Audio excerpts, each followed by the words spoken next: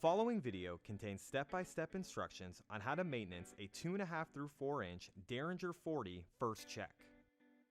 These are the tools required. To remove the first check, loosen the check retaining bolt located on both sides of the body until flush with the inside of the valve. Remove the first check from the valve body. Loosen the tower screws with a Phillips head screwdriver. Separate the tower assembly from the seat. If debris is found on the first check seal disc, the check may just be fouled. The debris can be cleaned off to make the check seal properly without having to replace the check seal disc. Use a rag and some water to clean the debris off of the check seal disc. Examine the seat for any debris or damage. Examine the seat O-ring for damage and debris.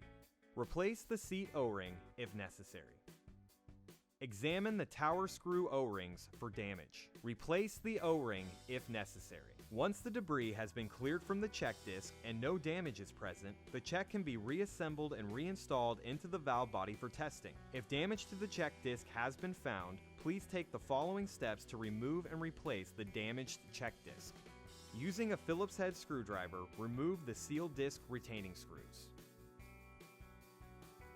Remove the seal disc retainer to expose the disc. Remove the seal disc. Install the new seal disc and make sure it is completely flat inside the check cavity. Reinstall the seal disc retainer.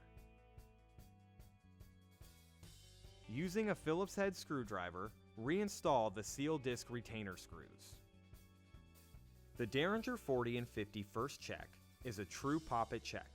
The check orientation is not important when reattaching the check assembly to the first check seat.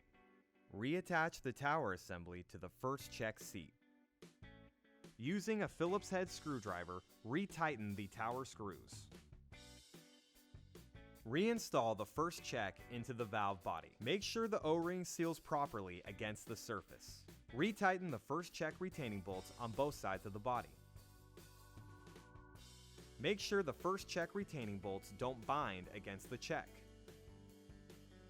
Perform a test on the backflow preventer according to your local testing regulations to ensure the check valves and relief valve have been repaired properly.